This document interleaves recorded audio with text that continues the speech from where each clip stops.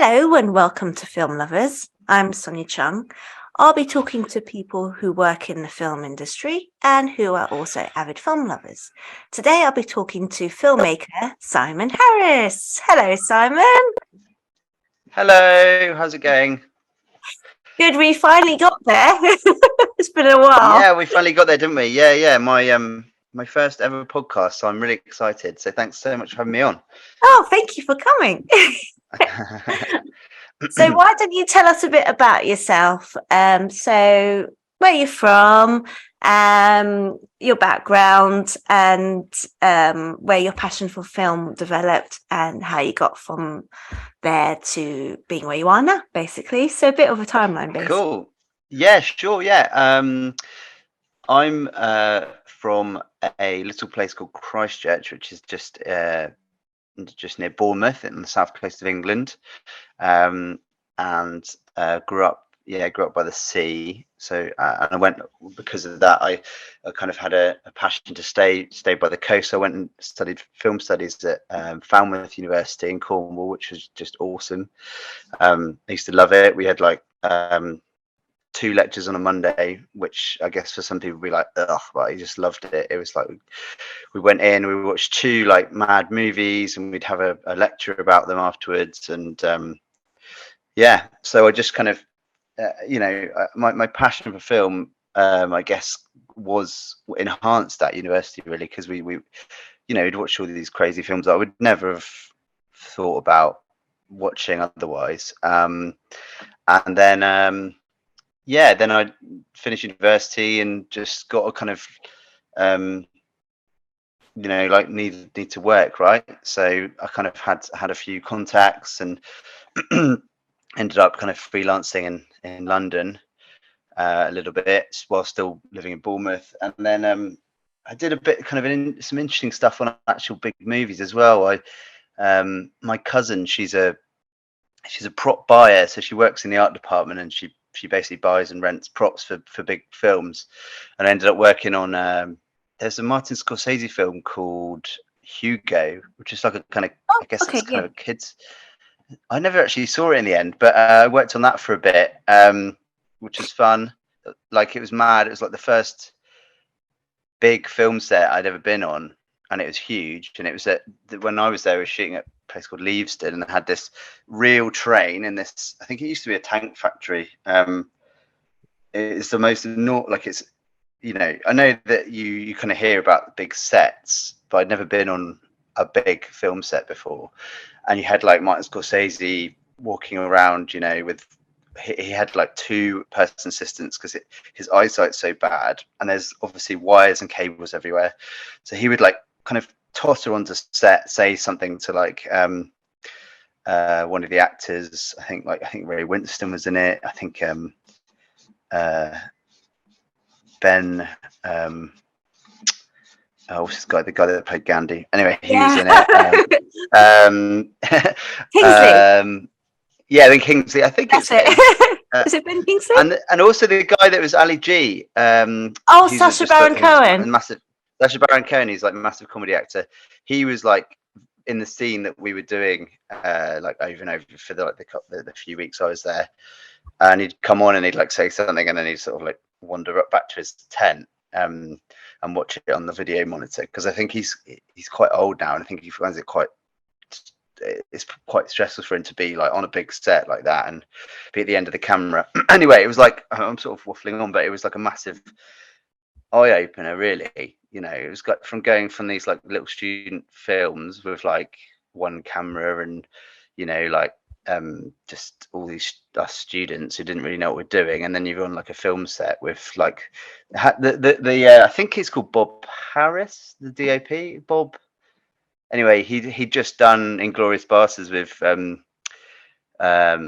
Tarantino, who's like one of my heroes, and he's like got this big white long flowing hair, and he was on he's on a massive like it's not the techno arm, is it? It's the one with the seat at the end with the camera. He was just on that, and he's like zooming around with this huge train would come in, and it would crane up, and his like big white hair would flow all over the place, and like Sacha Baron Cohen and Scorsese would totter on, and there's all this mad, and everything was like humongous. It was like a train station, and then everything that wasn't the train station was like just green, and you had millions, like what seemed to me like millions. There's probably tens or hundreds of people, but it was just like, I was like, wow, this is insane.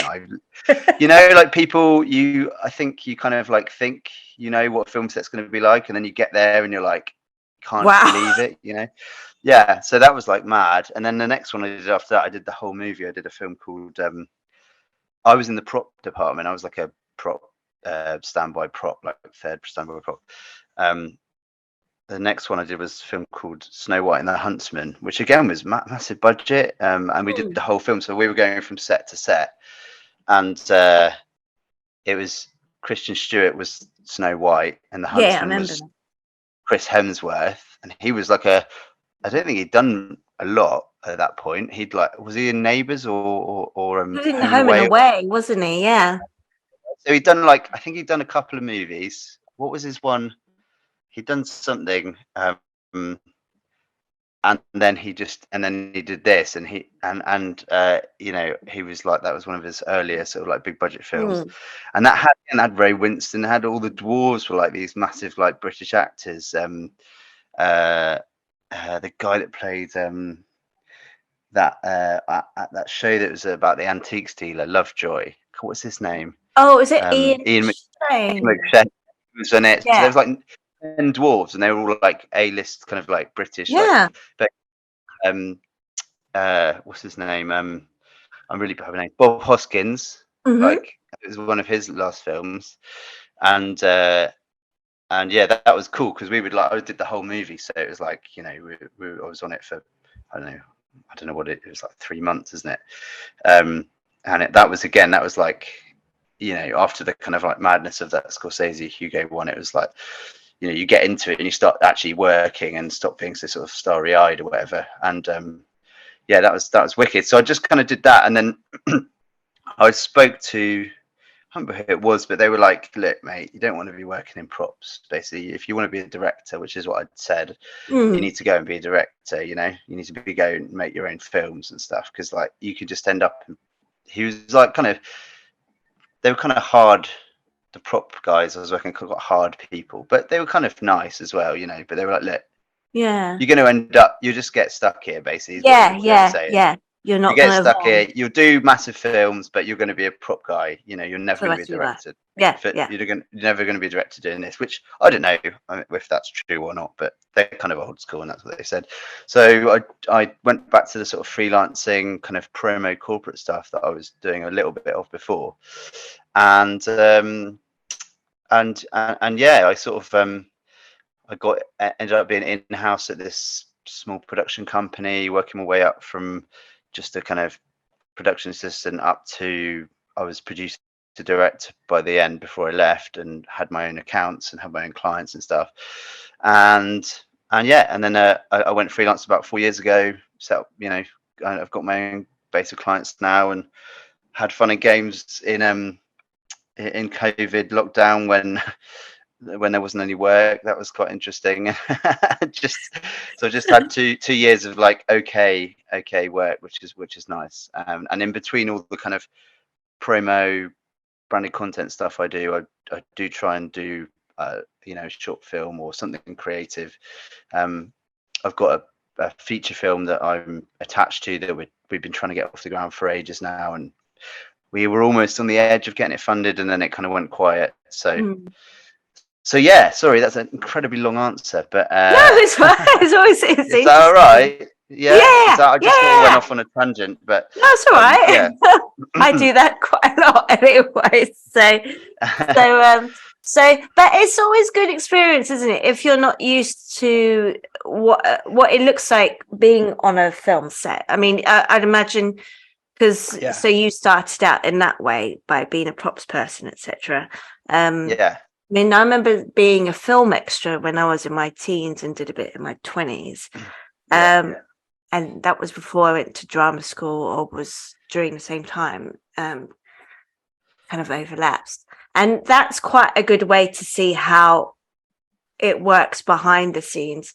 And I can Yeah. imagine, I mean, I remember then thinking it's quite daunting. I mean, I've only, like Yeah. we've said off this, that I've only been very recently diagnosed with ADD. So maybe that's possibly why it was even more, maybe a bit more overwhelming. But I think that Oh, would was be it? for Yeah. anyone who's not used to being Yeah. in that industry, who's only just been exposed to what it's like, because it's different when you Yeah. see it on the screen. You know, that's what the end product is, but you don't, I don't think, actually think people realize it's really hard work, and there's a lot of people involved in making this thing.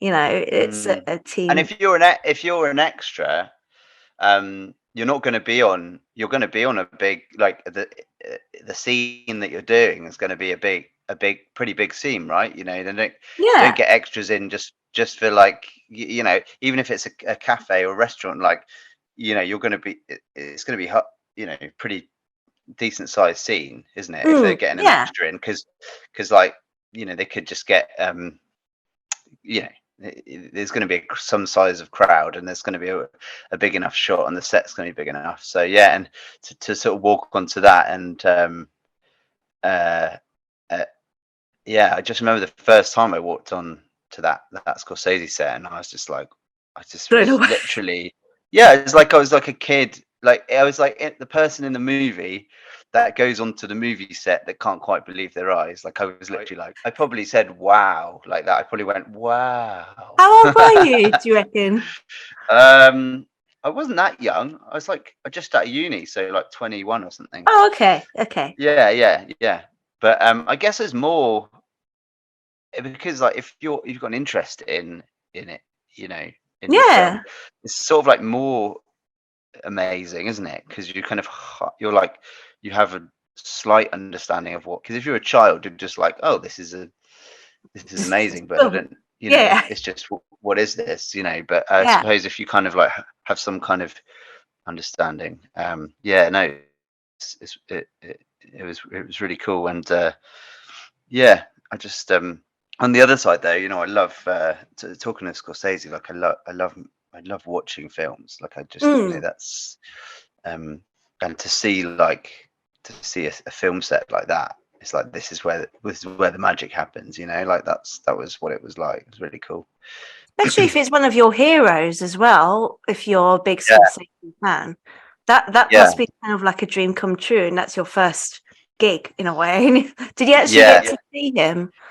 I yeah, I did. And I actually one morning I said hello, and he said hi, and that Did he was say like hello to you?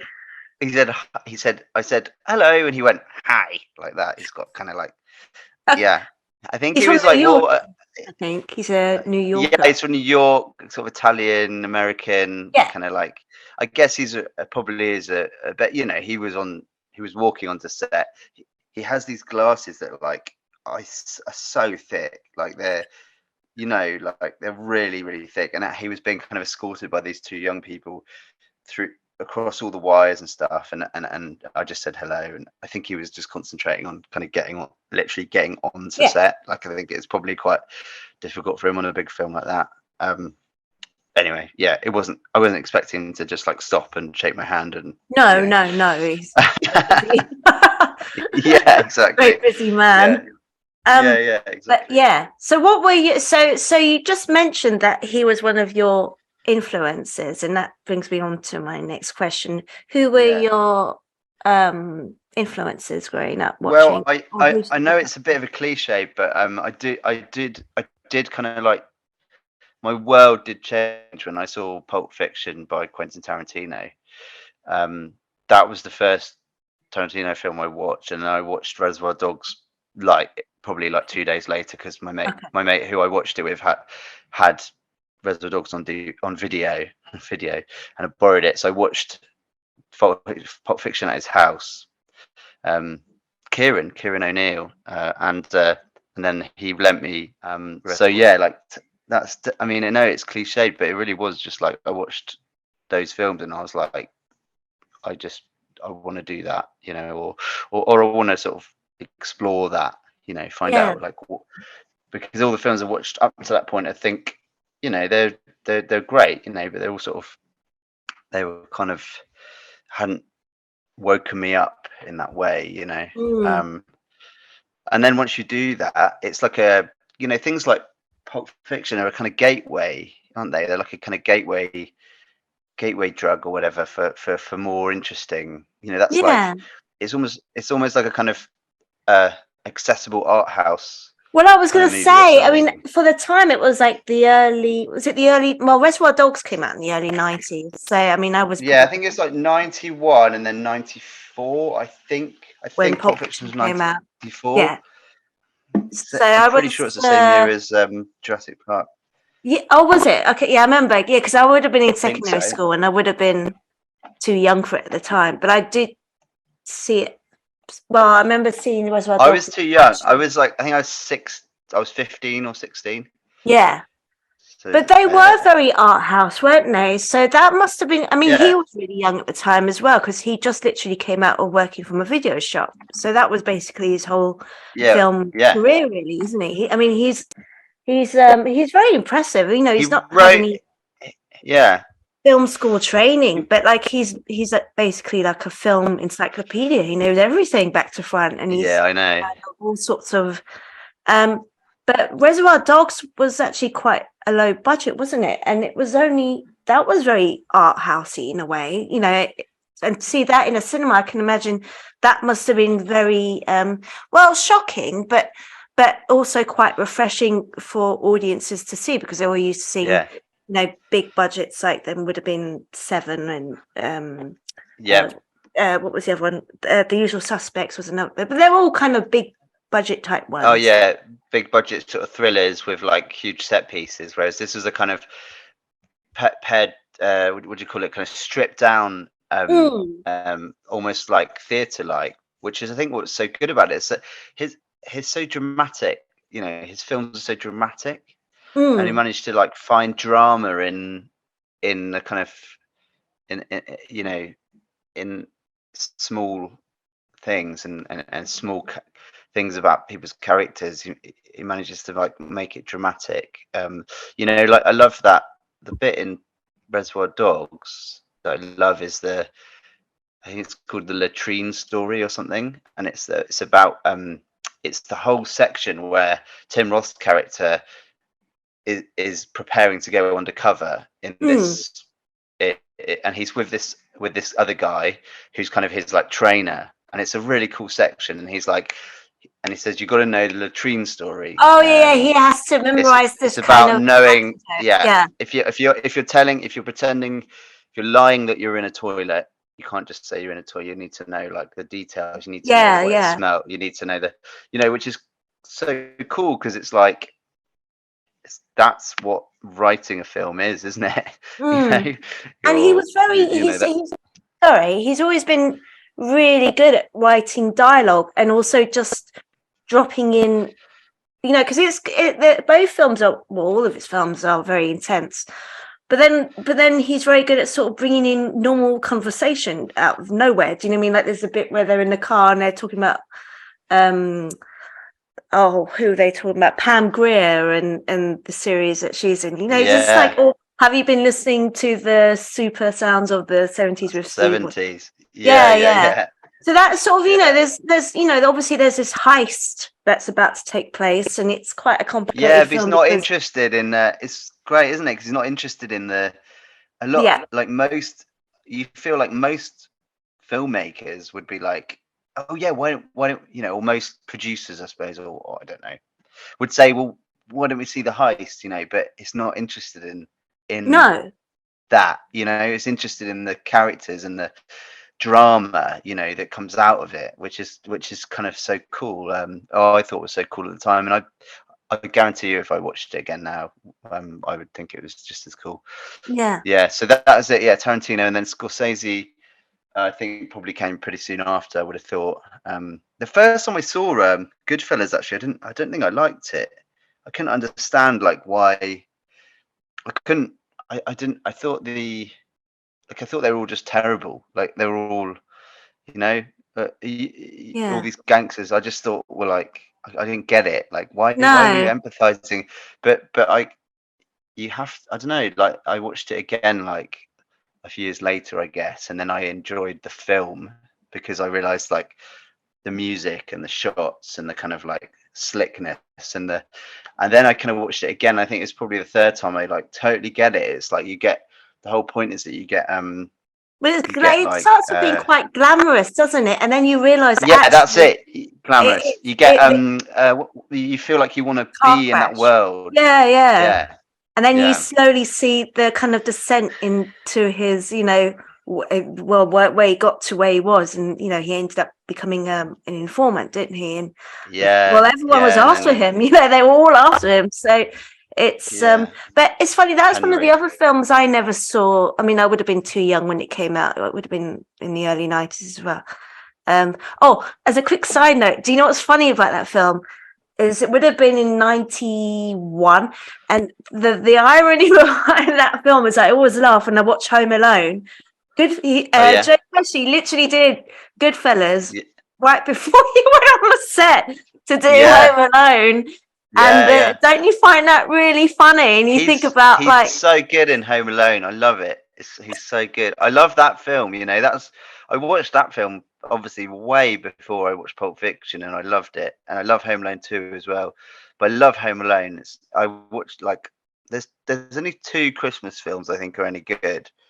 One is Die Hard, and the other one is of Home course, Alone. And yeah, I love Home Alone. It's just brilliant. And like you watch it now, and it's got that like playfulness. You just like want to be that kid, and you want to like make all those booby traps, and yeah, and Joe Pesci's brilliant. Like I think he's just as good in that as he is in Goodfellas. yeah. And you're right to be able to come like off um on that film onto the other. Do you know what? My door's just going. Can I No, just, no, sorry, yeah, two yeah. seconds, I'll pause two it sec. quickly. Free. I think I might have to wait for him to get to the door because I'm gonna have to Oh, sorry. So I just started like take the recording again package, because aren't I paused you. I? So you just come back. So what were you just saying? You had an Amazon delivery. I got Amazon delivery. Yeah, sorry. Okay.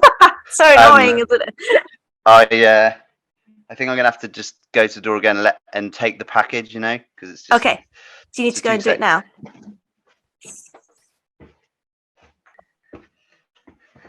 He's Hello. back. Hiya.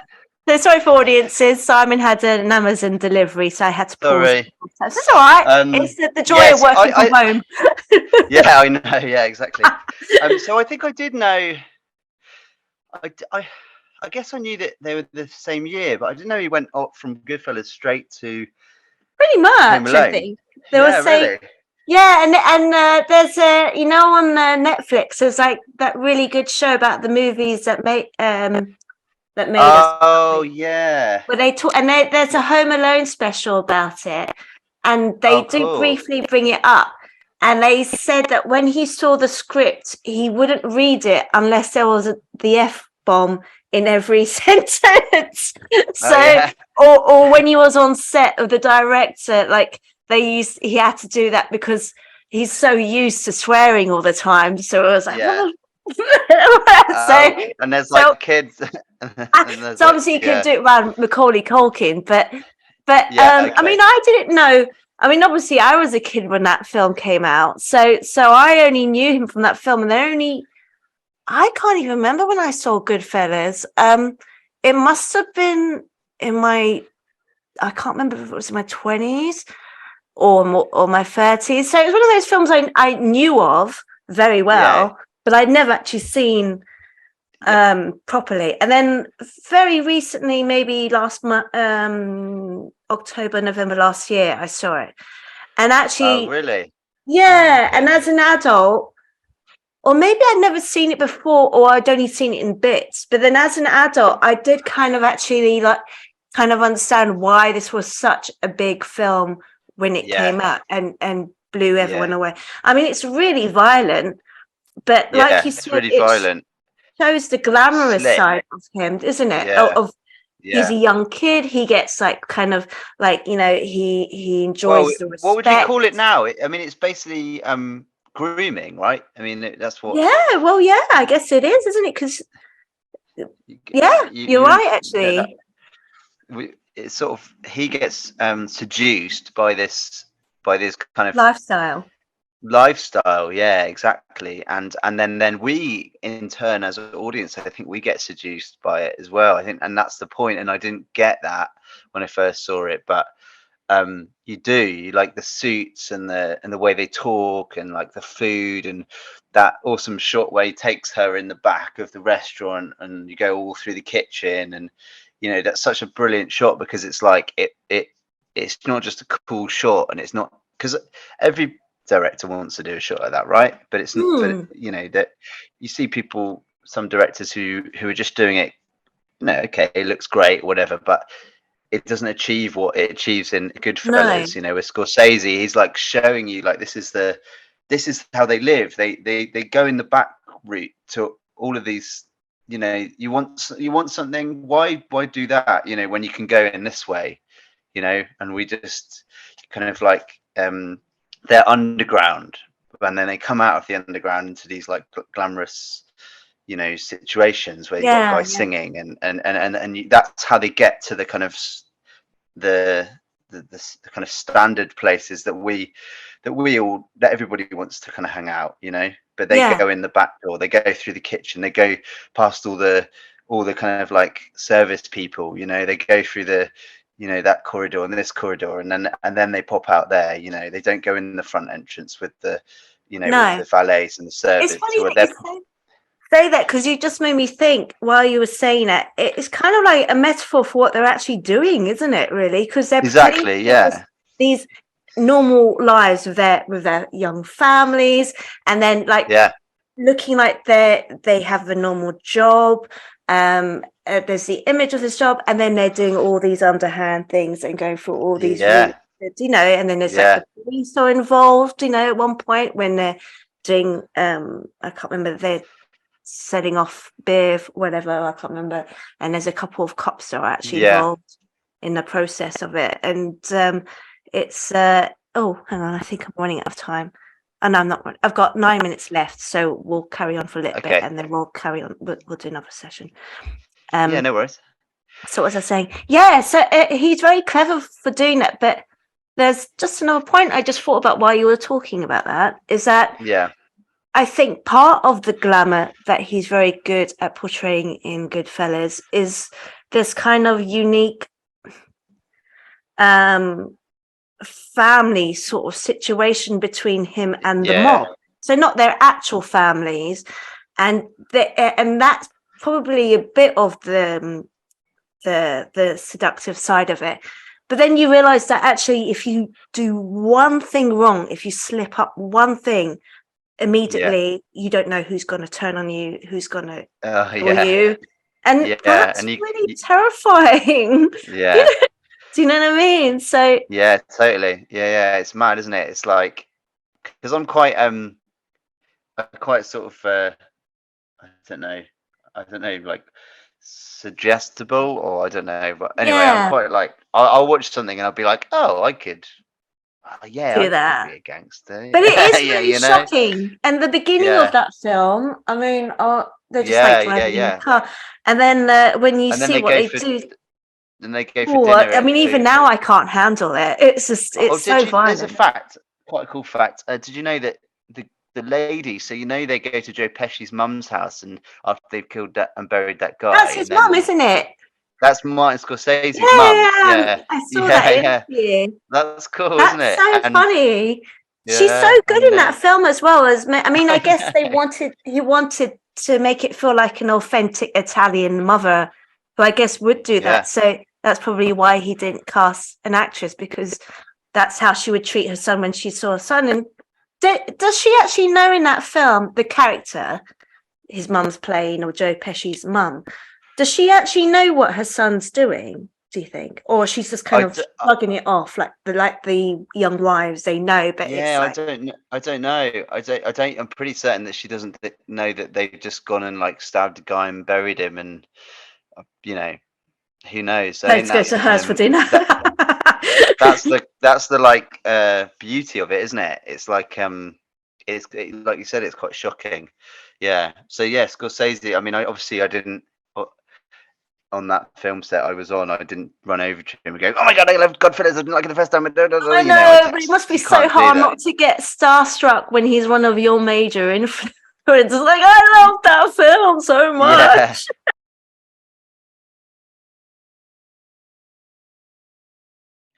yeah. And the other one, the sort of next one, I guess, of Scorsese's was Mean Streets. I don't know if you've seen Mean Streets. No, I have. I need to get around to watching it, actually. Yeah, it's really really good. And it's got a kind of it's it's earlier than way earlier than Goodfellas. And it's got a much more like a sweetness to it, I guess. It hasn't got the kind of it's got like Goodfellas got a nasty edge, right? Which kind of makes it, which is what is kind of really brilliantly offset against that glamorous side that you were talking about, the kind of nastiness that's underlying it all. Yeah, I think that's kind of that's quite works really well. But Mean Streets is much it's kind of character driven from the point of view of Harvey Keitel's character, and he's this he's like the son, the nephew of a kind of a slightly lower level mob boss guy, and he's in love with this woman who's God, I can't remember. It's not Mia Farrow. I can't remember who plays her. Anyway, she's brilliant, and her brother is Robert De Niro. He's this like massive, he's really real wild card. So Harvey Keitel has to kind of keep defending Robert De Niro's character because of all these like crazy things he keeps doing, like pissing off all these kind of other lower level mob guys.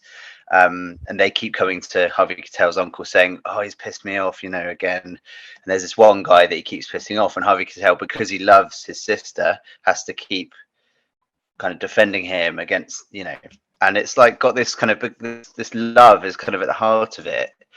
All this kind of other slightly nastiness going on around it. That's what kind of makes it kind of sweet. It's got a kind of sweetness to it, which is brilliant. And it's got some amazing like music in it, like loads of really really cool like soul music from the kind of early 70s New York, I guess, or maybe more like Detroit. I guess it's that kind of Motown stuff, but it's just wicked. It's really really cool, and it's got some, I think when he was younger as well, Scorsese was just chucking the camera around and really trying to playing with things and having a go. And I really recommend Mean Streets. It's a really really cool film. It's like a really, I think at the time as well, from what I've read about it, I think it was really quite revolutionary. Like it was, people hadn't seen anything quite like that, where the music kind of like was, this popular music was really kind of like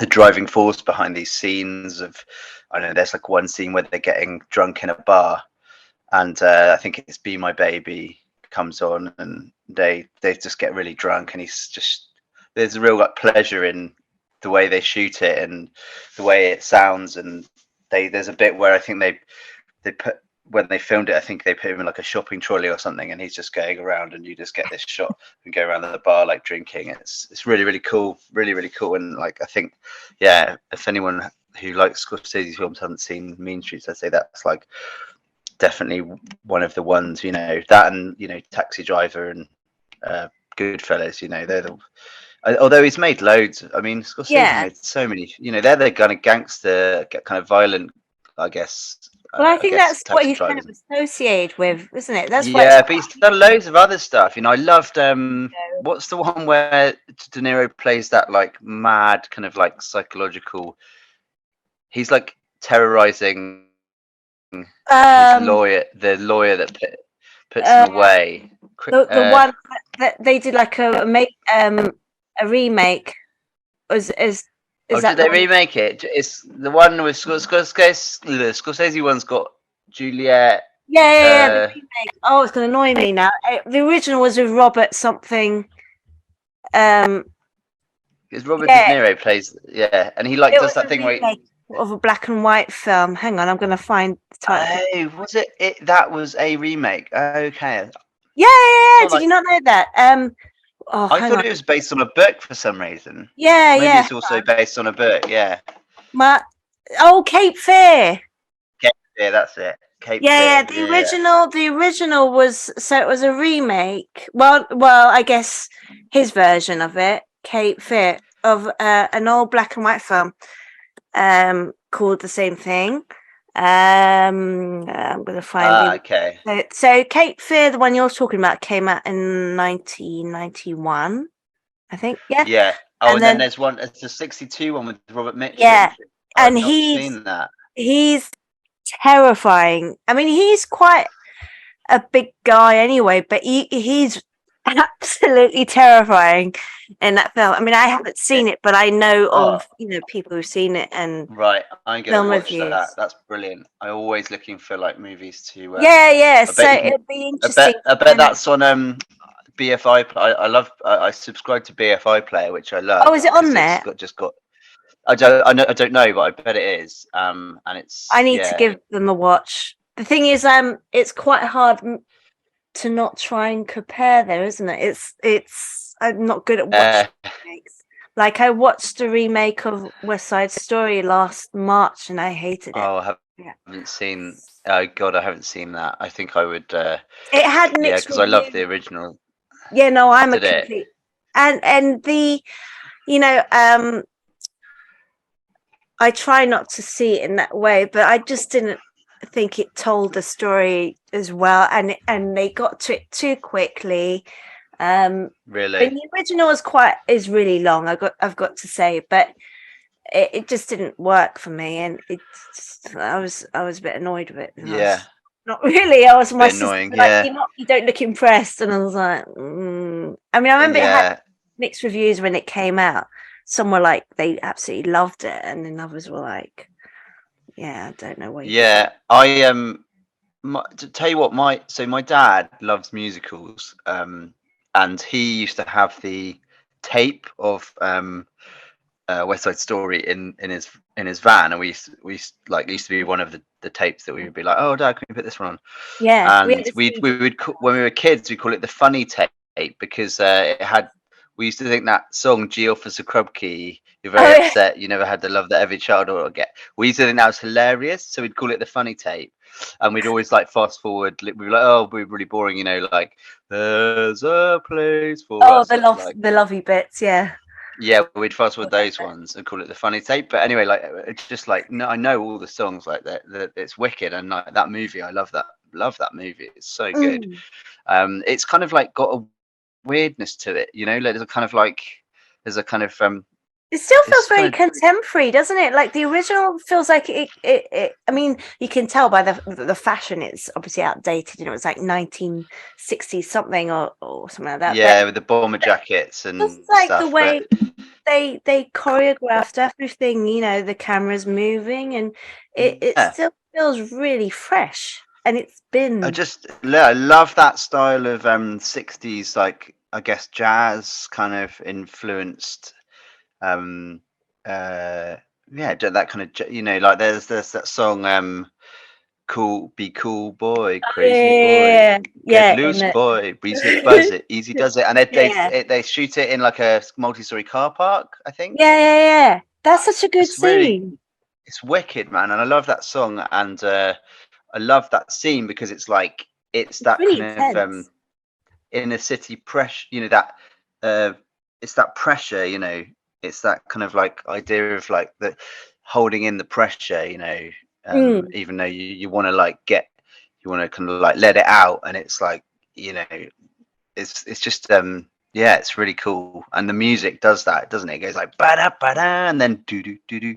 I just yeah. love that, that kind of that jazz that you get in those '60s movies, really, like the same as I think in that music reminds me of the music in Taxi Driver, even though Taxi Driver's like more, I don't know, it's kind of got darker, but yeah, but it's got that kind of yeah, that kind of those horns, those really muted like horns. Do, do, do, do, do, do. Yeah, I Yeah, so saw the beginning atmospheric. recently because it's on Netflix. I mean, it's not an easy film to watch. I mean, I remember seeing it when I was 27, and I was just kind of like, I don't know what I've just seen. Really, it's quite a hard film to watch. Yeah, But even when you watch the opening, it's still a really good opening because it's like the opening yeah, credit, and then the smoke comes yeah, out. You're just automatically introduced to this character yeah, Travis walking through the yeah, smoke, and, you know, um, he's very complex, isn't he? That character, because he yeah. kind of comes out of it as being the hero, but he's not a hero. He's basically a sociopath. So weird, isn't it? It's so weird that the And way that the movie sort of finishes like that, and that kind of, yeah, and because it's he's like, back. He's back driving like nothing's happened, and you're like, well, when's he gonna go?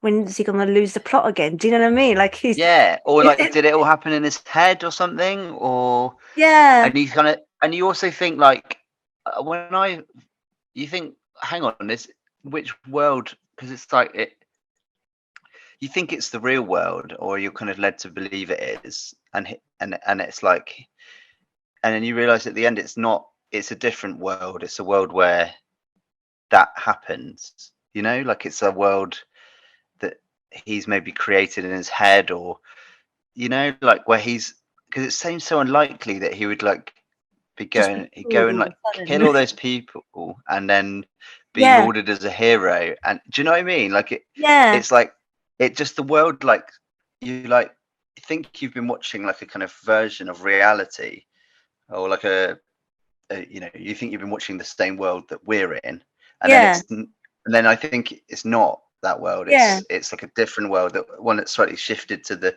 left or the right, where The he's hero all of a like sudden. the hero, right? Yeah, And it's sort of like his, I don't know, like his world or something. I yeah. still haven't quite cracked it, but No, it's a hard it's a hard character to understand, I think, because yeah, and yeah, he's not definitely, really a nice guy, really, is he? He's quite messed up, especially when you see how he's so obsessed with, wiping out the scum of the streets. So that's basically what he says, and he wants to clean yeah, it. He's really upset, and he's frustrated that the politicians aren't doing anything about it, so he just takes it upon himself to do it himself. Um, yeah, I mean, there's that yeah, interesting point yeah, where you could see him transitioning when all of a sudden he shaves his hair off and he's got the the mohawk. Is it the mohawk? yeah, Yeah, yeah, and he's got the mohawk, and then he's got that like his military jacket, which is like yeah, huge. I mean, people have done it like it's a look, isn't it? I mean, people yeah, do that look, don't they, for dressing up? But um, when I guess, yeah, just like that, when they came up with that look, it must have been, it must be so weird to be like, yeah, we're gonna, because his jacket's like too big for him or something, and it's like he's got the glasses and the mohawk, but he's a white guy, yeah, and it's something incredibly off about it, isn't there? yeah. You know, And the it's fact like that he's he's so kind of like disattached from, he hasn't got any friends, has he? He's kind of a loner, no, and he's just come out of yeah, the Marines, so he's yeah, kind of like a loner, and then the fact that he can't sleep and he just goes into the porn cinemas and just watches it yeah. quite But normal. he's got. I mean, I mean, I don't know if it's explicitly said, but I'm pretty sure he's got post-traumatic stress syndrome, right? Because he's just come back Yeah, from Vietnam, and yeah, then yeah, there's that whole thing about the Vietnam that the vets experienced being completely different to the Vietnam that the people that were kind of back in the US experienced, which was what they were being sort of fed by the American media at the time. mm, And I think there's always been a massive disconnect. Always been quite interested in the Vietnam War, and there's always yeah, been a huge disconnect between the way that it's portrayed and the way it was, and mm, I think that's a huge part of it, I think. And when he comes back and there's this kind of political, there's that whole political angle to it, because she like Yeah. works in the what do you call it, the rally office or whatever it's Yeah, called, and yeah, there's that guy, and they're all like normal people, and that's their concerns, that these kind of like this kind of low level politics, or his governor, it's for the governor, right? It's for yeah, the yeah, New York yeah, governor or whatever. Yeah, so I guess it's not low level politics, but and that's why I think he's an outsider, because I think he's been through these traumas, quite obviously, and then he's come back and he just is completely disconnected. And then being a taxi driver, I suppose you're on the outside, you're on the inside, but you're on the outside as well, aren't you? yeah. You're this kind of, Well, you're it's a seeing everything perfect, goes on yeah, you're seeing through the outside. window, through Yeah. the kind of like window. But yeah, I still haven't got my head around the film really. I could It's definitely a watch hard, it I again need and to see watch something it. I need else, and to it's watch it strange. again. No, I might watch it again. I Yeah. mean, it's an interesting thing. And there's that famous bit where Scorsese has a cameo in it, where Oh God, yeah, and his wife's he like wants to having his, an affair or something. yeah, and he's just When he watching wants it. to like watch He's it, like, I'm yeah. gonna kill them and like this, and Travis is just kind of like not really bothered. He's a bit creeped out, but he's kind of like, what would you do in this case if this weirdo who was sitting behind Yeah, him? because Really because these creepy. people, because you're a taxi driver, I suppose it's like he's feels like he can just confide in him because he's a nobody or whatever, because Yeah, he's just going to go back to, he's just any old taxi driver, and this guy's like using him almost to kind of alleviate some of his like anxieties. Do you know what I mean? Like yeah. I A bit like a feel like that about it. barman. Like when you see Yeah, people, exactly. oh, yeah, Yeah, you never got to totally. see Yeah, and them, really. You're just and the I poor sort of sap that's serving again, you. it's Really. a strange, yeah, it's a strange scene, isn't it? Like it's slightly unsettling, isn't it? It's It like is. what it's Why would awkward, you tell and like random stranger, like, that's my wife, she's having an affair with this, I can't say the word, but this black guy, and I'm yeah, going to kill them both. And, and yeah, it's he's kind of, in a weird, twisted way, enjoying watching it, as in the Scorsese yeah, character. Just yeah, sort of sitting there watching it. Maybe, I yeah. It's don't weird, isn't know. it? It's kind of, yeah. It's a disturbing film, but what's interesting about that is that part of his because he's What's quite that? a method actor, isn't he, De Niro? Is that before that Mm, film? I mean, when you knew he was doing the film, he was preparing for it. He actually yeah. worked. He actually worked as a taxi driver. Oh, I did hear that. Yeah, yeah, yeah. I saw. Do Was he you know well what? I saw known at an the old. time? Do you reckon? Huh? It would have what? Sorry.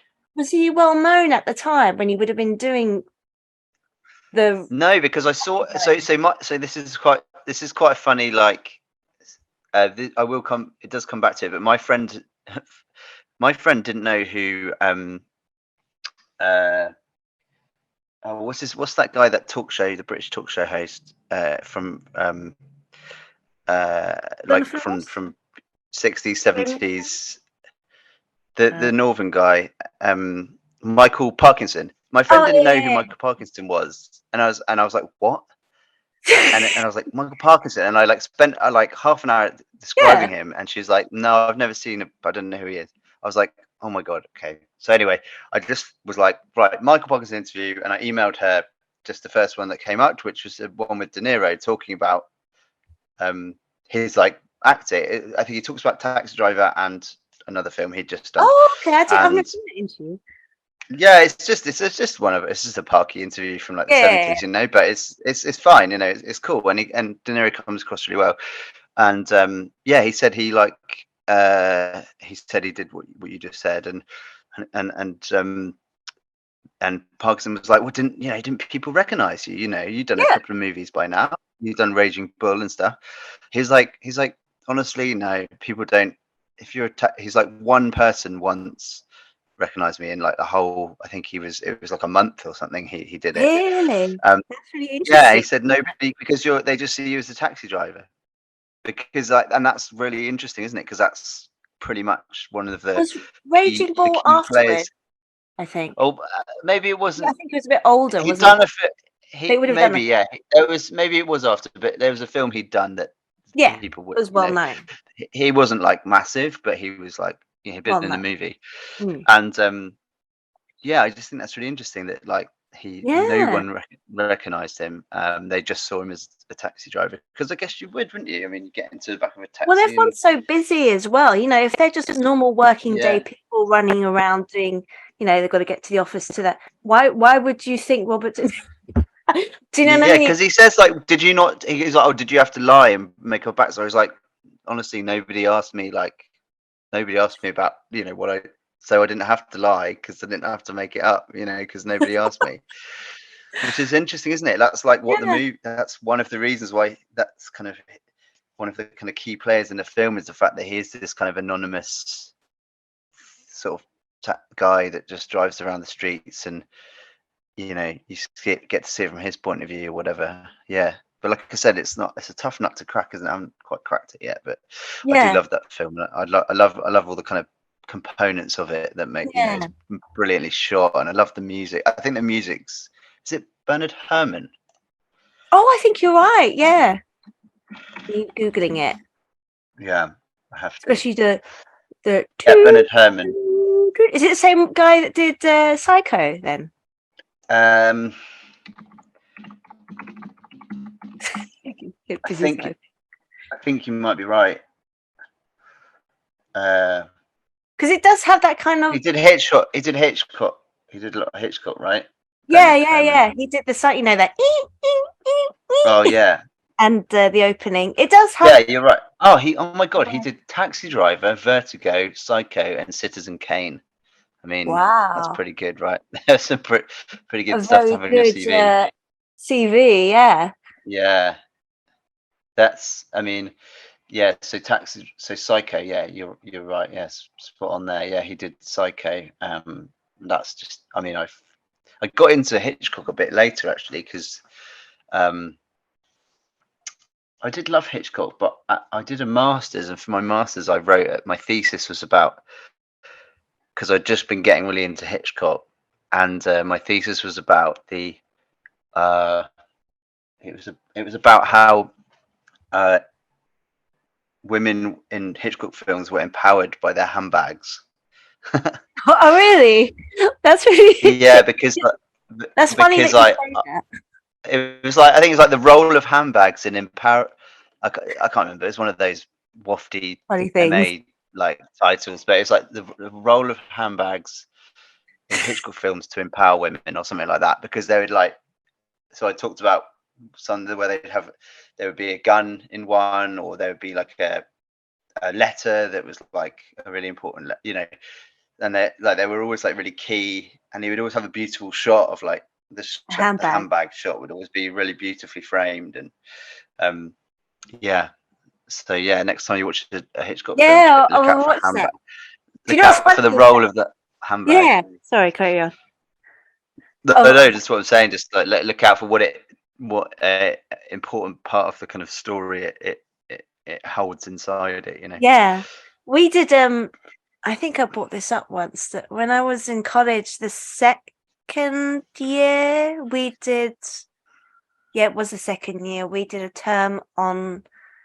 We had to do a term of studying his films and then write a big paper Mm, about him and how his films influence the modern, filmmakers and the yeah, comparisons.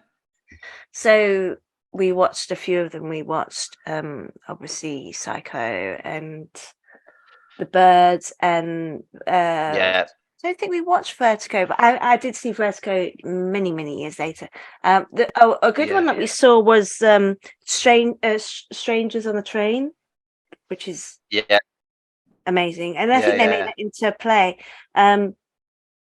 But yeah, he was very kind of he used a lot of like Freudian Yeah. analogy, didn't he? Like the Oedipus, the mother complex between Norman and his In mum. There was like Psycho. the Oedipus Yeah. complex, and Yeah.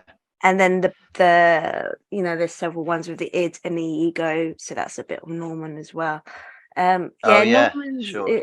he's a strange. I mean, you know who that's loosely based on, don't you? Did you know who that was based on? Um, The serial killer, it, Ed it's a serial Gein. killer, isn't it?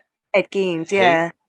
Ed Geems. Ed Okay. Gein, because he Yeah. was notoriously known for being a little bit obsessive with his mum. Well, because they grew up on a farm and his mum was very like very church going, like, all women were Jezebels, and that she's a whore kind of thing. I see. And Right. Right. the Right. only woman he knew, because he lived with her on this farm, and his dad left him at a very young age, so she had to basically survive by herself. So he was just living with the only woman he knew, and he became kind of obsessed with women. So Yeah. Okay. but Yeah. but Yeah. Yeah. yeah, So that's it. he took that from that and put A it little into the bit. I think it Norman was a bit Bates of character. everything. But Yeah. he's always been I mean, it still creeps me out, the ending of that film, that he's just Yeah. Yeah. staring into the camera, and he's like, but it's Norman, but you got the mother's voice going on in their head, and Oh God. Yeah. It's so she's weird, isn't it? very even, she's died years ago, but she's still very much There. oh, it's Very much there. creepy Right. in his head, Yeah. yeah. Yeah. And It's a great film. I love Psycho. It's amazing. Didn't he not did quite a Paul few. Verhoeven. But somebody remade it shot for Oh shot, yeah, didn't it was they? Not terrible. It was Gus Van was Sant, and it? then it was Gus Van Sant. That's it. Yeah. Vince Vaughn, and it was a major flop. Vince But Vaughn. why would Yeah. such a Strange piece weird, of casting, but I yeah. thought And Anne I seem to Hesh, remember him being all right in it. But you yeah, wouldn't see him it's do a film hard. like that because he does all these silly films, doesn't he? But Yeah, he it did didn't so do many well. silly films. Yeah, it didn't do well. It Well, didn't do why well. would you No, copy such a big film wasn't it? I and do don't it? know. Wasn't he trying to like make a point that? Isn't it like a weird point? Like he was trying to make that he didn't need to do it. I don't know. There's some kind of like point that he was making that like it was perfect, and I really I don't I'm not sure. No, Um, but it was like a kind of it was shot. I'm pretty sure it's remade it shot for shot. I don't know if did that's yeah, he did, it and did. there was a Yeah. weird shot where they incorporated. I mean, that doesn't sound gross, but where he's looking for the peephole and masturbating and watching her in the shower. I was like, why? Oh, what? Why in Well, the remake? they knew bit. Okay, Yeah, right. and I was like, well, because Yeah, in the original he's looking for a hole, I think, isn't he? But why would you need to do that when it's already suggested? I guess I don't know. It was, yeah, totally. Yeah. Why you be overt when if something's suggested, it's actually more interesting, powerful. and isn't it? Yeah, yeah, yeah, More yeah. powerful. Yeah, yeah, for sure, for sure. But Yeah, it's like the old violence stuff, isn't it? It's like like in Scarface when they cuts his mate's head or his arm off, whatever, with a chainsaw in a bath, and everybody's like, "Oh, it's too violent," but you never actually see no, but you think any. it's a bit like Psycho, I You guess, isn't think you it? do, yeah, exactly. Your You brain think you do, fills it in yeah. for you. Your brain fills it in, yeah, exactly. Which is, that's pretty cool, isn't it? So, Yeah. yeah, why I always like stuff that's a bit more suggested and a bit kind of you know, yeah, and what you kind of make it up yourself in a way or something. Yeah. Yeah. Bit Did a you bit know? more less overt. I hate being explained to. I Yeah. really hate it in a movie And where right it's in your like, face. It's like, give the audience yeah. let. Or you can hear it like, what's it called? Exposition in characters. When characters give you like exposition and they're like explaining something and they're like, yeah, because of this and this and happened because of this and you know, um, like it just you're just like, okay, fine. Like I probably would have got there anyway, Yeah, and you feel like they're talking down to you, but you're it's not all even talking. It's patronising the like, audience. yeah, you feel like you're watching the film with some idiots, and you're like, oh, I didn't want to watch it with idiots. I want to watch it with not idiots. Yeah. Like what? And like why? Because that's why I love Christopher Nolan. He doesn't do any of that. He just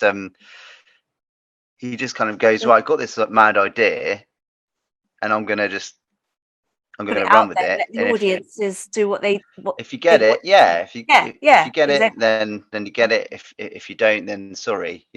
Yeah. Sorry about that. But But then yeah, even more if it's like, sorry, I don't get it, but then that's what's going to get them talking about it. Do you know what I mean? So actually, Or we might watch it again or something. Or yeah, exactly. yeah, I for mean, those sure. films No, still. yeah. What was that film? The one of all the buildings collapsing. I remember working in the In cinema when that came up. Inception. Inception. I still Yeah. get confused with that film now.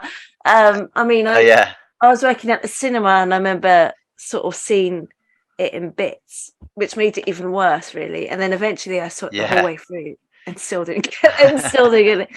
I answered a bit about the dreams in the dreams, but then I couldn't figure out if he was actually dead by the end of it because he goes back to his kids. Well, And it's ambiguous, isn't it? yeah, Yeah. yeah, So the spinning that I watched it in a packed cinema in Bournemouth, and I got this when at the very end. So it's just a pushing in shot of the like spinning top, right? Which is yeah, the spinning yeah. top's like a metaphor for no.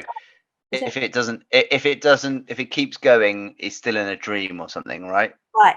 That's the thing, right? If it actually stops, then he's finally come back to like the real world or Reality. whatever reality, right? And then it ends with this kind of like perfect ending, with his kids, and it's all like lovely, lovely, lovely. And then the spinning top spinning, doesn't it? And it like pushes in, and you're like, is it going to stop? Is it going to stop? And then he cuts away to the credits before it stops spinning, and everyone in the audience in this cinema in Bournemouth, which was full, just went, oh, like that. Everyone, this is like palpable feeling of everyone going, oh shit, no, like Yeah, but in a kind of yeah, kind yeah. of a kind of a good way, like a kind of like it's that We whole want to know.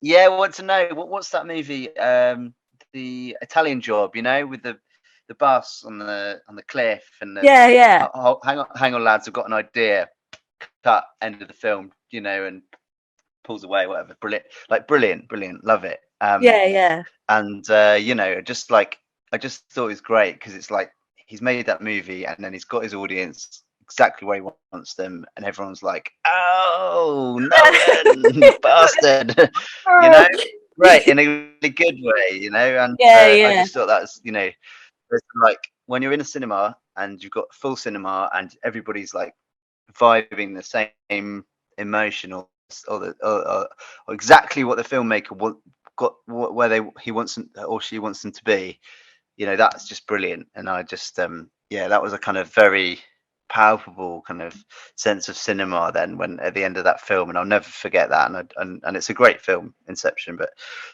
just that was just brilliant to feel that, like, yeah, it was wicked. It's a bit of well, it kind of leaves you on the cliffhanger, doesn't it? You're kind of Yeah, you kind of feel the audience sort of drawing in, going closer and closer, going, come on, tell us, yeah, and yeah, cut. That's it. And you're like, no, come on. yeah. But that's all You the have like to work tell us. he's done. He's all the work up to that point, is to get because otherwise, if everything before that doesn't work, then at that point at the end, you just go, oh, whatever, I don't care. Yeah, You just be like, oh, it's whatever. You've cut away. Who cares? Whatever. Is it dream or reality? You could just be like, if all of the stuff before then was the character, caring about the characters, introducing you to the world, the all the kind of weird rules, or if that stuff didn't work, you just look at that spinning top and the cutting and cutting early, and you just be like, well, okay, fine, who cares? But because all the other stuff was so amazingly well done, it's so it's brilliantly written, the music's amazing, the acting is like top drawer, isn't it? And the kind of the story and the world created is so perfect. When it gets to that very, it's just a shot of a spinning top on a table. Do you know what I mean? It's nothing like, it's nothing amazing. But No, once no. it's there, but when you get to there and it's not, and it doesn't stop spinning, you're like, that's why everyone's like, whoa, Yeah, that's why, yeah. because of all the other stuff. Yeah, he's great, Christopher Nolan. Anyone that says otherwise, I think is is Idiot. entitled to their opinion. Are you okay? You've got We got 3 minutes 20 left. Yeah, I think we should wrap it up soon, but I don't Okay. want to because I really enjoy talking to you. So Oh, this cool. is Yeah, a no worries. problem. This is a problem because, and it's happened to other guests I talk to. You Yeah. get so kind of carried away and Yeah. interested in the talk, but it's just like, oh, and then Did you want to so do? yeah. Do you want to do another like another one, and then we can so we're not like pressured to wrap it up? Did you want to do another link, or do you think we can probably wrap it up in this one? Yeah, let's wrap it up, and you can always feel Okay, cool. free to come back and we'll do a special, and we can do it however many you want. Okay. When we Yeah, have more, cool. because this is kind of I like had a bit of an idea for a special, by the way. When I was listening to your really good one with somebody mentioned about the year he was born, and then I always talk to people about. I was born in 1986. I don't know what year you're born, 80. but 80. Okay, You're an so 80s person as well. and so I thought maybe if I did come back, it'd be cool to talk about. And it's obviously it's your podcast. I Yeah, don't no, know, it's great. I'm up for anything. I just love talking. I just love talking about like movies from years. So the year, so this might set it up quite well. But the year I was born, 1986, we had Platoon, Top Gun, Stand By Me, Labyrinth, Blue Velvet, Big Trouble in Little China, Highlander, Aliens, Ferris Bueller's Day Off, Little Shop of Horrors, Crocodile Dundee, Short Circuit, and Manhunter. And that's just a few of like, yeah, right. And I'm like, wow, that's amazing. Okay. So I've obviously seen all of them because and then I've started making my way through all the like 80s films, lesser known 86, yeah, and then like general 80s films. But anyway, yeah. Okay. But hey, look, thanks so much for having me on. No, it's been great fun. This has been really good fun. And we'll do absolutely anything you want to do special wise, can be anything as long as it's film related. So I mean, me and my friend Tom have done one on what was his name? The guy that did Ferris Bueller, The Breakfast Club, or John. We did John the Coen Brothers special. I've done one on the porn industry. With the porn industry, it's really fascinating. It's like an endless. I saw that on there. I think that'll be the next one I'll listen to. Actually, I was like, that looks like a good one. So that's a good one. With definitely check that out for sure. That's really interesting because you were saying how they cross over quite a lot, the horror and porn performers over quite a lot into horror films and stuff. But yeah, cool. We can talk about that another time. Yeah, for sure. Yeah, definitely. All right, best to wrap it up. But thank you so much for coming on, Simon, and have a think about what you want to do. And you're welcome to come back anytime and we'll do another podcast. I would love to. Yeah, really, really love to. Thanks so much for having me on. It's been wicked. My first ever podcast. I can't believe we got to the end and it's just flown by. So thanks a lot. You're welcome. We did it. Wicked. All right. See you later. Bye. Thank you. Bye.